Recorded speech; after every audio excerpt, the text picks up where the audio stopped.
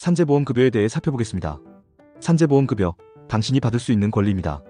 요양부터 유족급여까지 산재보상의 모든 것. 업무 중 사고를 당하거나 반복된 업무로 질병을 얻으셨나요? 혹은 가족이 산업재해로 인해 다치거나 세상을 떠나셨나요? 이럴 때 국가가 보장하는 제도가 바로 산재보험급여입니다. 하지만 종류도 많고 절차도 복잡해 정확한 정보 없이 권리를 놓치는 경우가 많습니다. 산재보험급여란? 산재보험급여는 근로자가 업무상 재해 사고 질병 출퇴근 재해 등을 입었을 때 치료 생계 재활 유족 보호 등 전반적인 생활 안전과 사회 복귀를 지원하기 위해 근로복지공단이 지급하는 각종 금전적, 비금전적 급여입니다. 어떤 급여들이 있나요?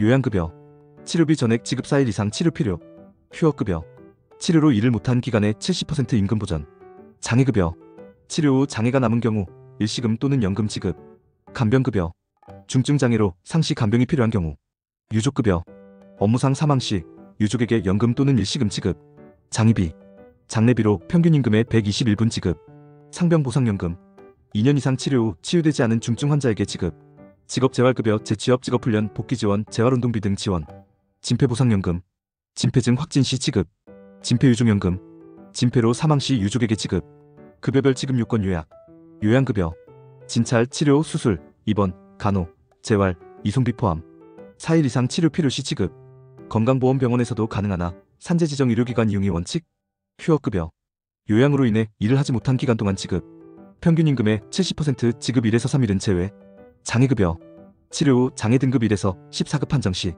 일시금 또는 연금 형태로 지급, 등급에 따라 결정, 간병급여, 뇌손상, 척수손상, 심장폐 기능 손실 등 상시 또는 수시 간병이 필요한 경우 지급, 유족급여, 업무상 사망 시 유족에게 연금 또는 일시금 지급, 일정 요건 충족 시 장의비 221분도 함께 지급, 상병보상연금, 치료 2년이 지나도 낫지 않고 1에서 3급 폐질 상태일 때 지급, 직업재활급여, 재취업 준비를 위한 직업훈련, 복귀지원비, 재활운동비 등 지원, 실무상 유의사항, 신청 요건을 정확히 확인하세요.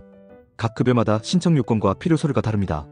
이에 휴업급여, 임금 내역 필요, 장애급여, 장애 등급 판정 필요, 입증자료가 핵심입니다. 업무상 재해라는 인과관계를 입증해야 지급됩니다. 진단서, 재해경위서, CCTV, 목격자 진술 등 객관적 자료가 중요, 중복수급 불가, 건강보험, 자동차보험 등과 중복으로 받을 수 없는 경우가 많습니다. 불승인 시 구제 절차 활용, 심사청구, 재심사청구 행정소송순으로 대응 가능. 당신의 생각을 댓글로 남겨주세요. 영상이 도움되셨다면 구독과 좋아요.